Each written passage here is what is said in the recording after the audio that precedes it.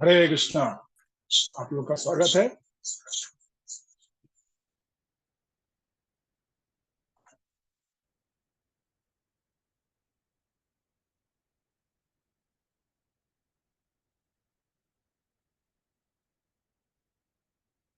आप लोग का स्वागत है आज के श्रीमद् भागवतम क्लास में।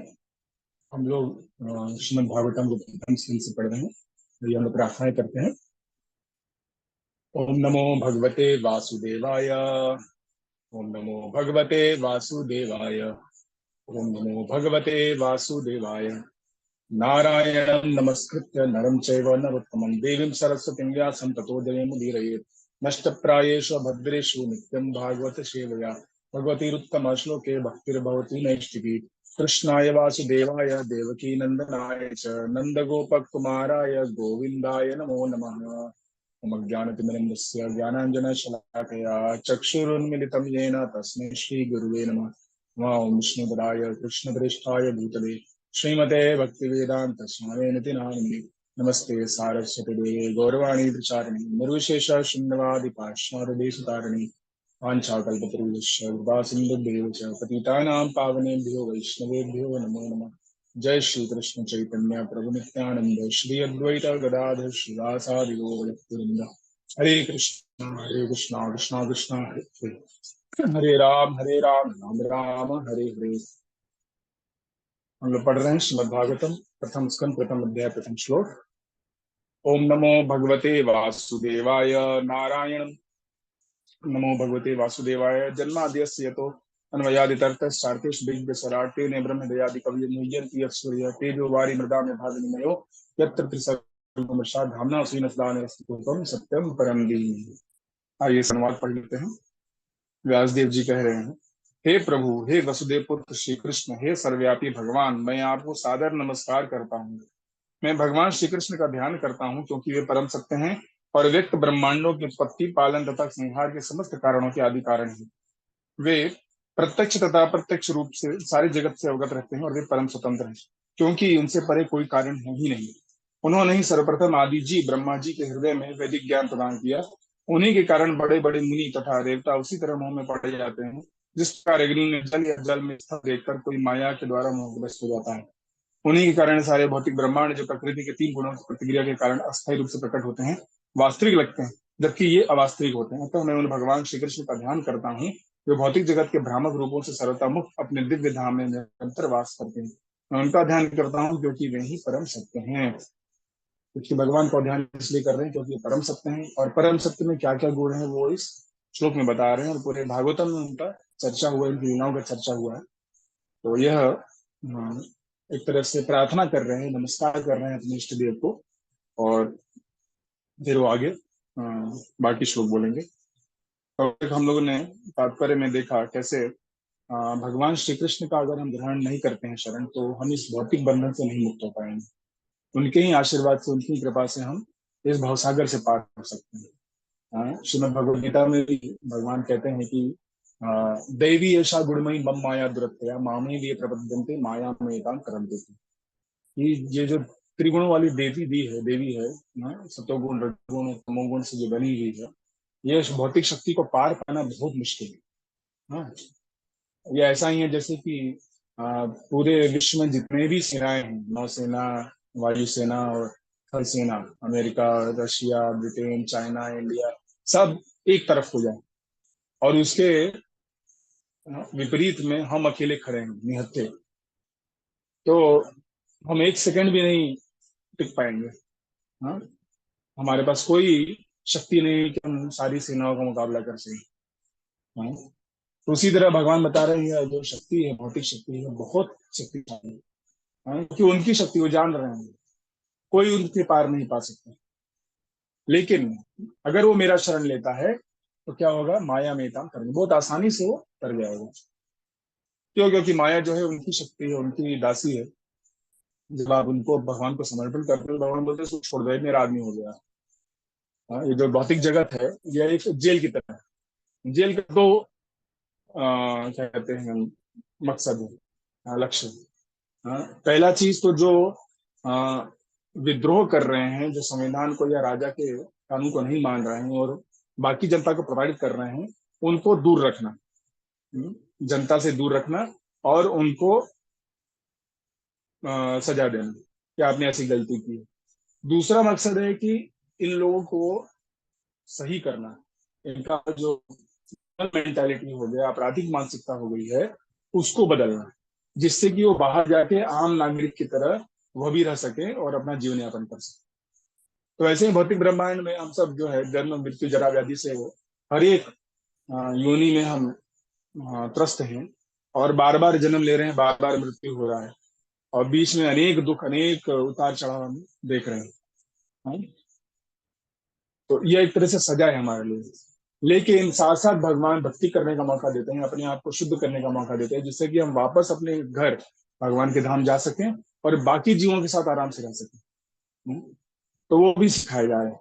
तो यह जब हम सीख जाएंगे तो भगवान हमको फिर इस जेल के जो जेलर हैं माया देवी जी, दुर्गा देवी, पार्वती जी, उनसे बोलेंगे भाई छोड़ दो इसको। तो जब हम ये अपने असली जो हमारा संबंध है भगवान के साथ, हर एक जीव का सबसे पहला संबंध कृष्ण के साथ, हाँ?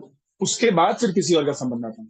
कर्मणा देव नेत्रेण जंतुर्देव पते, भगवान के कारण हम इस जिस भी जगह पे पैदा हुए हैं, जिस परिवार में पैदा हुए हैं, जिस देश में पैदा हुए हैं, वो अपने पूर्व कर्मों के अनुसार देव देव डिसाइड करते हैं। हाँ? कर्मणा देव नेत्रेण जंतुर्देव पते, तो ये देह मिल रहा है हमको, और जो भी कार्य कर रहे हो बिना भगवान के सैंक्शन की हम नहीं कर सकते। और वो व्यक्ति जो है हमारे हृदय में हमेशा विद्यमान है, भले हमने कितना उनके प्रति विद्रोह किया है, उनके अगेंस्ट काम किया है, उनके बच्चों के मारने पीटने का काम किया है, प्रॉयल किया है, फिर भी भगवान हमारे हृदय में रहते हैं, और हमेशा हर लिए जाते हैं ताकि किसी न किसी दिन हम उनकी तरफ मुड़े और वो हमको सही मार्ग दिखा सके। तो ये हमारा असली ओरिजिनल रिलेशनशिप है हर व्यक्ति, और इसके ऊपर हमें फोकस है, इसलिए श्रीमद् भागवत दिया गया। तो आगे बढ़ते हैं। रूपा जी कह रहे हैं, कुछ मायावादी विद्वान तर्क करते हैं कि श्रीमद् भागवतम की रचना श्री व्यासदेव ने नहीं की, और इन्हीं में कुछ लोग अपने विचार रखते हैं कि यह ग्रंथ आधुनिक रचना है और वोपदेव नामक किसी व्यक्ति ने लिखा है। ऐसे वर्त के तर्कों का खंडन करते हुए श्री श्रीधर स्वामी कहते हैं कि कई प्राचीनतम पुराणों में भागवतम का उल्लेख हुआ है। तो श्रीमद् भागवतम, जैसा हमने पहले बताया था पहले क्लास में, कि कलौ नष्ट दृशान ऐसा पुराण और पोधनोदित। हाँ, हम लोग की जो दृष्टि है वो नष्ट हो गई है कलयुग के कारण, कलह के इस युग के कारण। तो इसमें एकमात्र यह ग्रंथ है जो कि सबको सूर्य के समान रोशनी दे रहा है, हमें वो आंखें दे रहा है। तो कई सारे नास्तिक लोग जो हैं वह इसी ग्रंथ के विरोध में बोलते हैं। उनको नहीं अच्छा लगता है कि लोगों का उद्धार हो। वो चाहते हैं कि हम सब इसी भौतिक ब्रह्मांड में पड़े रहें और माया के चंगुल में फंसे रहें। तो ऐसे मूर्ख लोग जो है तर्क देते हैं, अरे ये ग्रंथ नहीं, ये वेद का पाठ नहीं है। हाँ, तो आधुनिक किसी ने, भोपदेव नामक व्यक्ति ने बना दिया। मुसलमान आए थे और सब ग्रंथ जो है जला दिए, तो ओरिजिनल जो था सब खत्म हो गया, फिर बाद में किसी ने मनगढ़ंत ही लिख दिया है। ठीक है, अपने से लिख दिया है। तो यह सही नहीं है। एक इतिहासकार बता रहे थे कि जब मुसलमानों ने सारे ग्रंथ जला दिए तो लिखित वे में भागवतम नहीं था। तो एक व्यक्ति था वोपदेव नाम का, जो कि सारा भागवतम उसने याद किया था। हाँ? तो उसके पास लोग गए, बोले कि आप लिख दीजिए इसको। पहले के लोग बहुत यशस्वी होते थे, तेजस्वी होते थे, पूरा याद कर लेते थे सारे ग्रंथ। तो उसने अपनी मेमोरी से सारा ग्रंथ जो है लिख डाला। हम्म, और वहां से फिर मेन स्ट्रीम में ये आया। और बाकी हमारे जो परंपरा में लोग थे बाकी जगह भी, साउथ इंडिया में अलग अलग मंदिरों में ये श्रीमद् भागवतम का महापुराण था। नॉर्थ इंडिया में नहीं था एक तरह से जैसे। तो इस तरह से आप उसको वेरीफाई भी कर सकते हैं कि जो उसने लिखा है वो ओरिजिनल से मैच करता है कि नहीं। इसलिए कहीं कहीं आप देखेंगे कुछ एक श्लोकों में प्रभा जी बताते हैं कि एक दो श्लोक का थोड़ा बहुत कंफ्यूजन है कि यहाँ पे कौन सा लिखा, लेकिन ओवरऑल पूरा का पूरा ग्रंथ जो है वह व्यासदेव का ही है, और ये शाश्वत है। हाँ, यह ऐसा नहीं कि बस 5,000 साल पहले लिखा गया। जैसे वेद शाश्वत है वैसे भागवत भी शाश्वत है, और इसका उल्लेख प्राचीनतम वेदों में हुआ है। हाँ, प्राचीनतम पुराणों में भी हुआ है। भागवत का पहला श्लोक गायत्री मंत्र से प्रारंभ होता है। तो ये जो श्रीमद् भागवत महापुराण है, एक ही पुराण है जो कि गायत्री श्लोक, हाँ, सत्यम परम धीमहि के साथ शुरू हो रहा है। तो यह इसकी एक विशेषता है। तो ऐसे पुराण के विषय में बताया गया है बाकी पुराणों में। इसका उल्लेख प्राचीनतम पुराण मत्स्य पुराण में, मत्स्य पुराण सबसे प्राचीन पुराण है, उस पुराण में भागवत में आए गायत्री मंत्र का उल्लेख करते हुए कहा गया है कि आध्यात्मिक उपदेशों से युक्त अनेक कथाएं हैं जो गायत्री मंत्र से प्रारंभ होती हैं, और उसमें वृत्रासुर का इतिहास दिया गया है। तो दो चीजें यहाँ बताई जा रही हैं कि श्रीमद् भागवतम महापुराण क्या है। वह पुराण गायत्री मंत्र से शुरुआत होता है और उसके बाद अनेक आध्यात्मिक उपदेश दिए गए, और उसमें वृत्रासुर का क्या कहा गया है, वो कहानी आती है, वो कथा आती है। तो वृत्रासुर के बारे में हम छठे स्कंद में पढ़ेंगे। वृत्रासुर बहुत बड़े भक्त थे भगवान के, लेकिन वह असुरों की योनि में थे, और वो देवताओं से युद्ध करते हैं, और जो रण क्षेत्र है वहां पे अदम्य साहस का परिचय देते हैं। देवता लोग त्रस्त हो गए थे। इंद्र के हाथ में वज्र था, जो कि भगवान विष्णु ने दिया था उनको वृत्रासुर को मारने के लिए, लेकिन उनकी आस्था नहीं थी कि ये काम करेगा। क्योंकि थोड़ी देर पहले उसने अपना गदा फेंका था और वित्रासुर ने पकड़ के उनको वापस मारा, और वो फेंकता गया, उसका जो हाथी था उसके सिर सूंड से पूरा खून निकलने लगा। ठीक है, तो त्रस्त हो गया था, उसका खुद आस्था नहीं थी। लेकिन ये वित्रासुर है, वो भगवान का भक्त है, बोलता है कि उठाओ वो अस्त्र और मारो मुझे। हाँ, तुम मुझे मारोगे तो मेरा मृत्यु होगा, मैं इस भवबंधन से छूट के भगवान के धाम जाऊंगा, और तुम्हें यह लोक प्राप्त होगा, तुम यहाँ राजा बनोगे, वापस अपना राज्य प्राप्त करोगे। तो उसको भगवान पे ज्यादा आस्था थी, भगवान के आदेश पे, कि भाई भगवान ने कहा है ये अस्त्र मारेगा मुझे, तो मारेगा। फिर वो नहीं मारता है तो भगवान को प्रार्थना करने लगता है कि ये तो फालतू आदमी है, भगवान आप ही मुझे अब अपना शरण दीजिए। और वो चार श्लोक बोलते हैं, जिसको भागवतम का आ, हीरा मोती नज्वेल कहा जाता है, चार श्लोक बोलते हैं ये। तो जब वो सत्संग आएगा तब हम उसकी चर्चा करेंगे। उसमें वो शुद्ध भक्ति का जो सार है एक तरह से पूरा बताते हैं, और यह एक असुर होते हुए भी उनकी ऐसी चेतना, यह बहुत ही दिव्य चीज है। तो यह विशेष कथा जो है वह श्रीमद् भागवतम में ही आती है। विस्तार से इस वृत्तासुर का वर्णन हुआ है। हाँ, वो कौन था पिछले जन्म में, और कैसे वो उसको असुर बनना पड़ा, और किस तरह से उसने भगवान को प्राप्त किया। ऐसा अदम्य और अद्भुत उसकी कथा है। तो श्रीमद् भागवतम का गुणगान है कि वो ऐसा ग्रंथ है कि जिसमें वृत्तासुर का वर्णन किया गया है, और वह गायत्री मंत्र से शुरू होता है। तो इसलिए ये जो भागवत है ये ओरिजिनल है। हाँ, यह व्यासदेव ने लिखा है, यह प्राचीनतम पुराणों में से इसका उल्लेख हुआ है। यह भी उल्लेख है कि जब कोई पूर्णमासी के दिन इस महान ग्रंथ का दान करता है, उसे जीवन की सर्वोच्च सिद्धि प्राप्त होती है, और वह भगवान के धाम वापस जाता है। तो कई सारे लोग दान देते हैं, तो दान देना है तो अगर पूर्णमासी के दिन श्रीमद् भागवतम का दान आप किसी को देंगे, किसी ब्राह्मण को देंगे, किसी व्यक्ति को देंगे, तो आपको क्या फल मिलेगा? आपको जीवन की सर्वोच्च सिद्धि, भगवान का प्रेम प्राप्त होगा, और आप भगवान के धाम वापस जाएंगे। तो यह महानता है इस ग्रंथ की। तो इस ग्रंथ के विषय में जो भी गलत बातें लोग फैला रहे हैं, उससे हमें दूर रहना चाहिए, और इसमें पूरी आस्था के साथ इसका श्रवण करना चाहिए। अन्य पुराणों में भी भागवत का संदर्भ आया है, जिसमें स्पष्ट कहा गया है कि ग्रंथ 12 स्कंदों में पूर्ण हुआ है, जिसमें 18,000 श्लोक है। तो इसमें 12 स्कंद है, इसमें सारे संपूर्ण आप श्लोक गिने, करीब 18,000 श्लोक आते हैं। तो यही ये पुराण है जिसमें कि ऐसा हो रहा है। तो ये कहना गलत है कि यह आधुनिक समय में इसको बनाया गया, लिखा गया। वरना फिर पुराण जो उतने पुराण है, प्राचीन पुराण है, उसमें कैसे उसका उल्लेख होता? पद्म पुराण में भी गौतम तथा महाराज अम्बरीश के की वार्ता में भागवत का उल्लेख हुआ है। यहाँ पर राजा को उपदेश दिया गया है कि यदि वे भवबंधन से मोक्ष चाहते हैं तो नियमित रूप से श्रीमद् भागवतम का पाठ करें। आपको अगर भवबंधन से बन निकलना है तो आपको प्रतिदिन श्रीमद् भागवतम का पाठ करना चाहिए।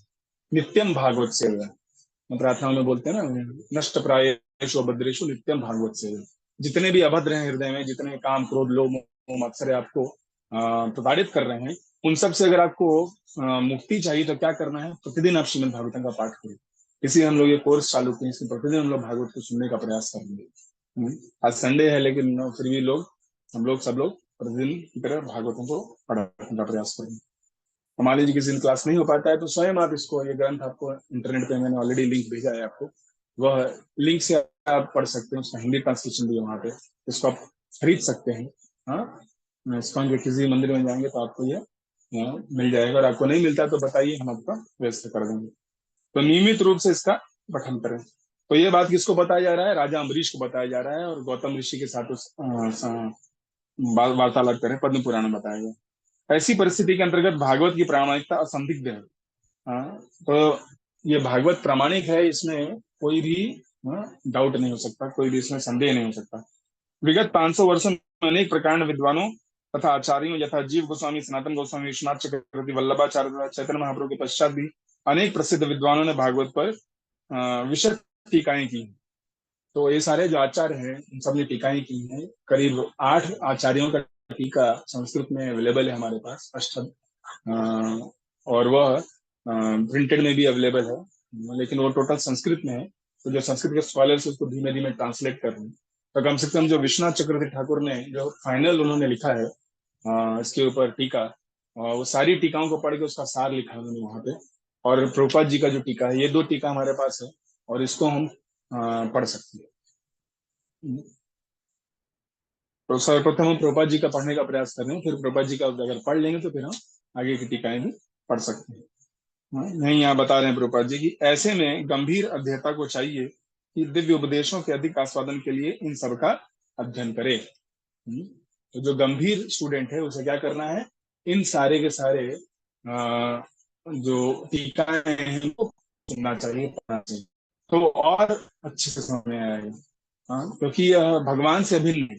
जितना पढ़ेंगे, जितना आप सुनेंगे, उतना आपको ज्यादा उसका मतलब समझ में आएगा और अलग अलग मीनिंग समझ में आएगा। जितनी भी परिस्थितियां आती हैं, हर परिस्थिति को कैसे टैकल करना है वो सब इसमें दिया हुआ है। लोग साइकोलॉजिस्ट के पास जाते हैं, साइकेट्रिस्ट के पास जाते हैं। लेकिन अगर ये पढ़ेंगे और सुनेंगे तो उन सब के पास जाने की आवश्यकता नहीं पड़ेगी। तो इस तरह से इस भागवत के विषय में यहाँ पे बताया जा रहा है कैसे यह प्राचीनतम ग्रंथ है, और यह प्रामाणिक है, और ऐसा नहीं कि ये नया बनाया गया है। ठीक है, अभी तक कोई प्रश्न इसमें जो हमने चर्चा किया?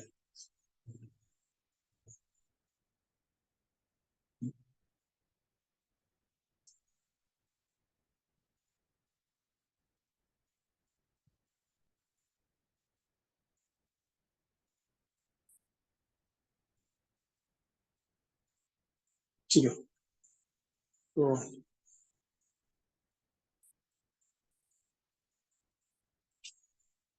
आगे बढ़ेंगे। श्री विश्वनाथ चक्र ठाकुर ने मौलिक तथा शुद्ध यौन मनोविज्ञान आदि रस की विशेष विवेचना की है, जो समस्त भौतिक उन्माद से रहित है। यह सारी भौतिक सृष्टि विषयी जीवन के सिद्धांत के आधार पर गतिशील है। आधुनिक सभ्यता में विषयी जीवन ही सारे कार्यकलापों का केंद्र बिंदु है। जिधर भी कोई अपना मुख मोड़ता है, उधर उसे विषयी जीवन का प्राधान्य देखने को मिलता है। अतः विषयी जीवन अवास्तविक नहीं है। इसकी वास्तविकता आध्यात्मिक जगत में अनुभव की जा सकती है, की जाती है। भौतिक विषय जीवन जो तो मौलिक तत्व का विकृत प्रतिबिंब मात्र है। वास्तविक तत्व तो परम सत्य में है, और अतः परम सत्य कभी निराकार नहीं हो सकता। निराकार रहते हुए शुद्ध यौन जीवन रख पाना संभव नहीं है। फलस्वरूप निर्विशेषवादी चिंतकों ने गृहीत सांसारिक विषय जीवन को अप्रत्यक्ष प्रोत्साहन दिया है, क्योंकि परम सत्य की निराकारता पर इसीलिए काम के वास्तविक आध्यात्मिक को न जानने के कारण वह मनुष्यों ने विकृत भौतिक जीवन को सब कुछ मान रखा है। रुग्ण भौतिक अवस्था के विषय जीवन तथा आध्यात्मिक विषय जीवन में अंतर है। तो यहाँ पे चर्चा कर रहे हैं जो यौन इच्छा है सारे जीवों में, सेक्स लाइफ की बात कर रहे हैं। तो ओरिजिनल सेक्स जो है वह भगवान में है। वह सेक्स क्या है? एक दूसरे को प्रसन्न करने की इच्छा, सेवा करने की इच्छा। तो वह जीव और भगवान के बीच होता है। जैसा हम एक दिन बता रहे थे कि यह भौतिक ब्रह्मांड जो है,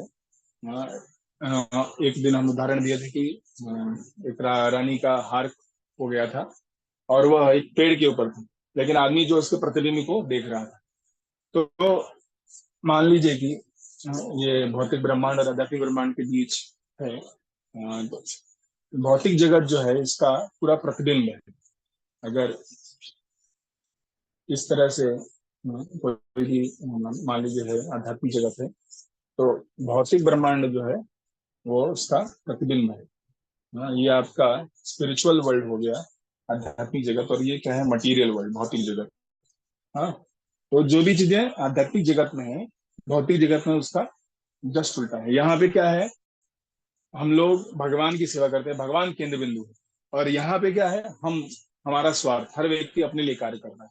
एक परिवार भी है, साथ रह रहा है, लेकिन पति अपने लिए कार्य कर रहा है, पत्नी अपने लिए सोच रही है, बच्चे अपने लिए सोच रहे हैं, सब अलग अलग दिशा में जा रहे हैं। पॉलिटिकल पार्टी है, देश है, सब लोग अपने स्वार्थ के बारे में चिंता करते हैं। तो जो ओरिजिनल असली रिलेशनशिप हमारा भगवान के साथ है, हाँ, वह यहाँ पर आने पर क्या होता है, विकृत हो जाता है। हम्म, अगर आप कुछ भी लिखे हैं, अगर उसका प्रतिबिंब बनता है तो उलट जाता है, तो ऐसे ही वो उल्टा हो जा रहा है। जो यहाँ सबसे ऊपर में है, हाँ, भगवान और भक्तों के बीच जो रिलेशनशिप है, ओरिजिनल सेक्स रिलेशनशिप जिसे कह सकते हैं, हाँ, रासलीला करते हैं भगवान, हाँ, यहाँ पर आके वो सबसे निकृष्ट हो जाता है। जो कि अपनी विवाहित स्त्री या पुरुष के अलावा किसी के साथ हम संबंध करना चाहते हैं। और आजकल ये पूरा फैला हुआ है, जहाँ देखिए वहाँ ऐसी ही चीजें हैं। मोबाइल में आप देख लेंगे, फेसबुक पे, इंटरनेट पे, हाँ, ऐसे ही संबंधों के विषय में कि सास ससुर और बहू का रिलेशनशिप हो गया है, देवर भाभी का हो गया है, ठीक है। इस तरह के वीडियो फैलाए जा रहे हैं, और लोग अपना भी वीडियो बना रहे हैं, हाँ, ये सब करते हुए, और पूरा बस इसी के ऊपर लोग लगे हुए हैं। हाँ, लोग कम कपड़े पहन करके अपना रील बना रहे हैं, और बस बहाने के लिए, व्यूअरशिप बनाने के लिए कुछ भी कर रहे हैं। तो यह क्या है, हाँ, यह विकृत मानसिकता है, यह रुग्ण अवस्था है, मतलब कि डिजीज कंडीशन है, हम रोगी हो गए हैं। हाँ? ये रोग जो है, उस रोग को सुधारना होगा, भागवतम सुन करके, प्रैक्टिस करके, भगवान के साथ अपना संबंध जोड़ करके। तो जो हम बाकी जीवों के साथ करना चाह रहे हैं, वो एक्चुअली हमें भगवान के साथ वो संबंध, वो प्रेम जो है भगवान से करना है। भगवान के साथ हम 5 रिलेशनशिप बना सकते हैं, 5 संबंध बना सकते हैं। कौन कौन से हैं वो? हाँ, वो है, सबसे पहले जो है, कल जैसे मैंने बताया, भक्ति का जो विज्ञान है, जो को प्रेम प्राप्त होगा, तो भगवान के साथ पहला जो रिलेशनशिप एक तरह से होता है, वो होता है शांत। हाँ, शांत में, शांत रस, बोलते हैं इसे। 5 रस होते हैं, तो प्रमुख जो है शांत रस। शांत रस में क्या है, शांत रस में जीवात्मा जो है भगवान का गुणगान करता है, वो उसमें कोई भी भौतिक आसक्ति नहीं है, पूरी तरह से भौतिक चीजों से मुक्त है। हाँ, और वह भगवान के गुणों में हमेशा उसका ध्यान लगा रहता है, कि भगवान इतने महान है, हाँ, कि वो उसी में उसका मन लगा रहता है, कि वो गुणगान करने में। और इस कारण वो भगवान की सेवा नहीं कर पाते, कि भगवान इतने महान है, हम क्या सेवा करेंगे। तो इसमें ये सबसे पहला एक तरह से शुरुआती दौर है, प्रेम प्रेम का, एक तरह से कह लीजिए। हाँ? जब शांत रस, ये कैसे, जो भगवान के धाम में पेड़ हैं, पौधे हैं, हिरन है, गाय है, ठीक है, घास है, वो सब के सब जीव है वहां। तो वो इस रस में है, शांत रस में है। हाँ? फिर जब और प्रेम बढ़ता है किसी का, तो दास्य रस में आता है व्यक्ति। हाँ? वो सोचता है कि हम भगवान की दास के रूप में सेवा करेंगे। उदाहरण के लिए हनुमान जी हमेशा उत्कंठित है कि कैसे हम भगवान की सेवा करें, किस तरह से उनको प्रसन्न करें। आप जब भी देखेंगे हनुमान जी को, वो एक पैर ऐसे आगे लेके बैठे हुए हैं, बस रेडी हैं, भगवान का आदेश आए तुरंत वो सेवा करने के लिए जाएंगे। और उन्होंने भगवान की बहुत सेवा की, भगवान इतने प्रसन्न हुए, उनको खुद आलिंगन दिया। माता सीता का उन्होंने पता लगाया, फिर युद्ध में उन्होंने भाग लिया, और बाद में भी भगवान ने उनको अपने पास ही रखा, अयोध्या में, भगवान रामचंद्र ने। तो इस तरह से वो दास से रस्म है। और भगवान के सेवक हैं, जब वो मथुरा और द्वारका में रहते हैं, तो जो उनकी सेवा करते हैं, उनके लिए उनका रथ चलाते हैं, तो वो सब दास और रस्म है। और हम भी जीवेर स्वरूप है कृष्ण नित्य दास, हम भी दास कर बनने का पहले प्रयास करते हैं। यह हम लोग के लिए प्रमुख संबंध है। जब भगवान के दास है, भगवान का सेवा करना चाहिए। जब गुरु हमारे दीक्षा देते हैं हमको, तो भी हमको दास का नाम लेते हैं, घनश्याम आनंद दास, कृष्ण दास, या माता जी लोग का नाम है तो देवी दासी लिख के बोलते हैं। बहुत सारे ऐसे नाम है, ललिता देवी दासी, रुक्मणी देवी दासी, ऐसे नाम देते हैं। तो कहने का मतलब है कि हम अपने आप को एटलीस्ट समझे कि हम भगवान के दास या दासी हैं, उनकी सेवा करने का प्रयास। तो यह यहाँ पे सेवा का भाव रहता है और सेवा करने का मौका मिलता है। अब जब और भक्ति का प्रेम बढ़ता है तो वो सोचता है कि मैं दास तो हूँ, लेकिन भगवान और हम लोग क्या है, बराबर है, हम लोग इक्वल है और वो मेरे मित्र हैं। हाँ? तो तीसरा जो संबंध है, तीसरा रस जो है वो है अ, शांत दास से, वात्सल्य माधुर्य, मुझे जाके याद नहीं आ रहा है, मित्रवत,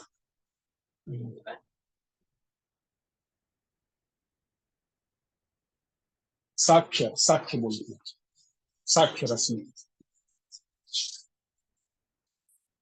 हाँ? भगवान के साथ सखा का भाव, वो मेरे मित्र हैं। हाँ, जैसे उनके ग्वाल बाल हैं, उनके साथ कुश्ती खेलते हैं, उनके ऊपर चढ़ते हैं।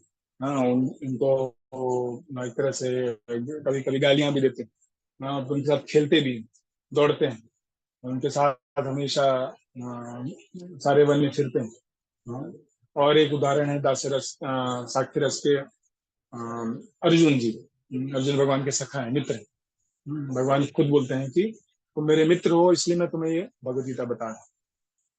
तो इस तरह से वह सोचता है कि मैं भगवान के बराबर हूं। अब और जब प्रेम बढ़ता है किसी को, जी जी का, तब वो सोचता है कि हाँ, भगवान मेरे पुत्र हैं, मैं अगर इनको नहीं खिलाऊंगा पिलाऊंगा, नहीं इनको रक्षा करूंगा तो मर जाएंगे। या सोचता है कि अगर इसको मैं नहीं ठीक करूंगा, ये बदमाशी कर रहा है, बच्चा है, आगे चल के बिगड़ जाएगा, तो इसको पिटाई करता हूँ। तो ऐसे माता यशोदा कृष्ण को बांध देती है, ओखली से बांध देती है, क्योंकि वो बहुत बदमाशी कर रहे हैं। तो यह है चौथा रस है, वात्सल्य रस। तो माता या पिता के रूप में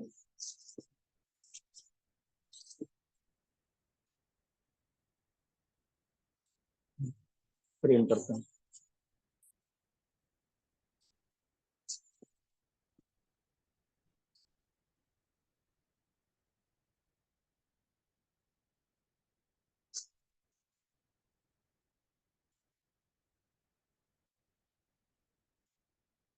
ठीक है। वात्सल्य रस, इसमें वो भगवान को अपने बेटे के रूप में, पुत्र के रूप में प्रेम करते हैं और सेवा करने का प्रयास करते हैं। तो इसमें दास्य रस का दास्य भाव भी है, साक्ष्य रस का सखा भाव भी है, शांत रस का भगवान का गुणगान भी जानते हैं। लेकिन अब उनके लिए क्या महत्वपूर्ण है, उसको पुत्र के रूप में, कृष्ण को पुत्र के रूप में सेवा करना। ठीक है। अब इससे ज्यादा ज्यादा प्रेम बढ़ता है, प्रेम का जो पराकाष्ठा है वो आखिरी में है माधुर्य रस। हम्म? भगवान को जैसे पति पत्नी का जो प्रेम होता है, स्त्री पुरुष का जो संबंध होता है, उस तरह से समझना कि भगवान मेरे प्रेमी हैं। तो इसमें स्वकीय होता है, परकीय रस होता है। स्वकीय मतलब कि उनके साथ विवाहित संबंध रहता है, जैसे माता रुक्मिणी है, सत्यभामा है, भगवान की 16,000 पत्नियां हैं, माता सीता है, माता लक्ष्मी है। हाँ, तो ये सब जो है भगवान की विवाहित आ, उनकी शक्तियां हैं, और उनकी उस तरह से सेवा करते हैं, पति के रूप में सेवा करते हैं। फिर जो गोपियां हैं वह, उनसे विवाह नहीं हुआ, लेकिन फिर भी उनको वह पति के रूप में सेवा करते हैं, उनके साथ प्रेम का संबंध है।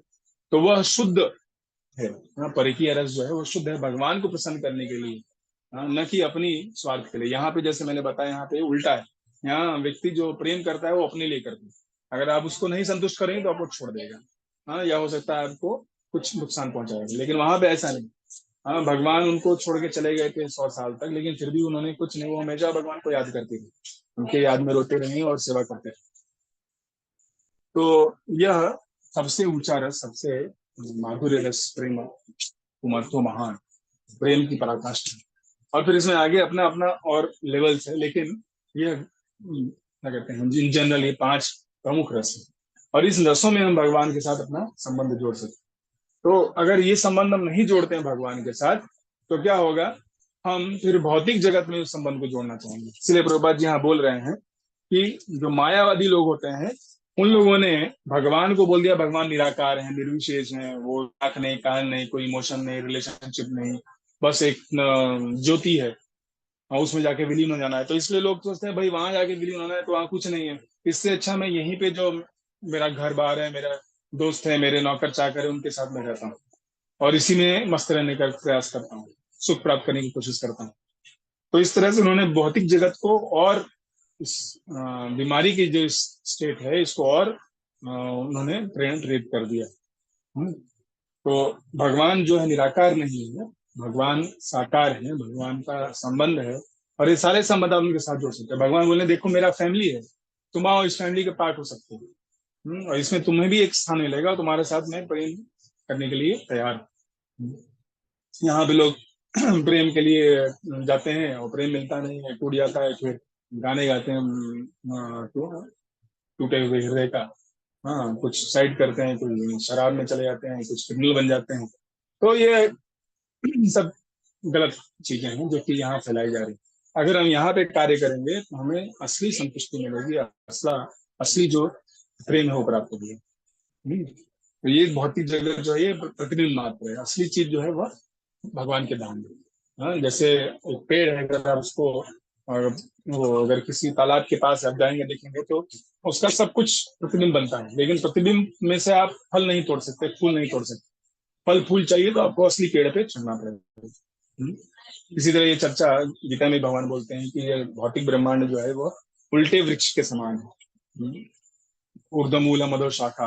हाँ, जिसकी आम तौर पे शाखा जो है ऊपर होती है और जड़ जो है नीचे होता है। इसमें शाखा नीचे है और जड़ ऊपर है, तो ये उल्टा है। तो इस उल्टे जगह से हमें निकलना है, भागवत को सुन करके, प्रैक्टिस करके, भक्ति करके। तो भौतिक जीवन क्या है? हाँ, वह डिजीज सेक्स लाइफ का है। और आध्यात्मिक जीवन क्या है? वह स्पिरिचुअल मतलब डिवाइन सेक्स लाइफ के विषय में आध्यात्मिक विषय जीवन है। नहीं अंतर है कि उसमें हम भगवान को कैसे प्रसन्न करें, वो चीज। हाँ? और भगवान चाहते हैं भक्तों को, दोनों दोनों के बीच कंपटीशन है। हम भगवान भक्तों को प्रसन्न करना चाहते हैं, भक्त भगवान को प्रसन्न करना चाहते हैं। और यहाँ भी क्या है, यहाँ कंपटीशन क्या है, मैं कैसे हूँ सुख सुख प्राप्त करूं, मेरे को क्या मिलेगा, वो चीज हम देखते हैं। तो श्रीमद भागवत पूर्व ग्रह रहित पाठक को धीरे धीरे अध्यात्म की पूर्ण अवस्था तक ले जाने वाला है। तो जो भी पढ़ता है जो जहां से भी वहां से धीमे धीमे हम अध्यात्म की सबसे ऊंचाई तक पहुंच सकते हैं, पूर्ण अवस्था को। ये मनुष्य को भौतिक कार्यों के तीन प्रकार, सकाम कर्म, काल्पनिक दर्शन तथा कार्यकारी देवताओं की पूजा से ऊपर उठाने में सक्षम बनाएगा, जिनका विधान वैदिक श्लोकों में है। तो वेदों में कर्म कांड, ज्ञान कांड और उपासना कांड है। कर्म कांड में हम सकाम कर्म करके अपनी इंद्रियों को संतुष्ट करना चाहते हैं। ज्ञान कांड में ज्ञान अर्जित करके हम ब्रह्म में विलीन होना चाहते हैं। और उपासना कांड में हम अलग अलग देवताओं को प्रसन्न करके लोक में जाना चाहते हैं। तो ये सब के बारे में वेदों में दिया गया है। हाँ, लेकिन भागवत जो है आपको इससे परे ले जाएगा, शुद्ध भक्ति आपको का रास्ता आपके लिए दिखाएगा और उस स्तर तक पहुंचाने में, पूर्ण अवस्था तक पहुंचाने में सक्षम है श्रीमद् भागवत। हम्म, तो इस तरह से हम प्रतिदिन भगवान के विषय में सुनेंगे हम और पालन करेंगे, भक्ति करेंगे, तो धीमे धीमे हम हमारा प्रेम जागृत होगा और ये जो रस है धीमे धीमे हमारे अंदर भगवान के प्रति ऐसा भाव आएगा और भगवान को हम एक दिन प्राप्त कर पाएंगे आमने सामने, जैसे हम देख रहे हैं एक दूसरे को, उस तरह से हम देख सकते हैं भगवान को, बात कर सकते हैं उनके साथ, सेवा उनकी कर सकते हैं। और उनके धाम में जाने का हमको मौका मिल सकता है। हरे कृष्णा कृष्णा कृष्णा हरे हरे, हरे राम हरे राम। तो आज हमने दो चीजें देखी। एक चीज देखा कैसे भागवतम प्रामाणिक है और यह प्राचीनतम वेदों और प्राचीनतम पुराणों में इसका उल्लेख है। और दूसरा चीज हम देखा कि शुद्ध अवस्था क्या है हमारी, जो प्योर सेक्स साइकोलॉजी है वो कहाँ पे है। और पूरी दुनिया जो है वह इस काम वासना से क्या है कि फ्रस्ट्रेटेड, उससे तृप्ति पाने का प्रयास कर, लेकिन वो काम तृप्त नहीं होगा। तो असली काम जो है, जब हम भगवान के साथ अपना संबंध जुड़ेंगे तब हमें वो प्राप्त होगा। हरे कृष्ण। बहुत बहुत धन्यवाद। श्रीमद् भागवतम की जय। किसी का कुछ प्रश्न है तो प्रश्न कर सकते हैं अनम्यूट करके। एक दो मिनट और है हमारे पास।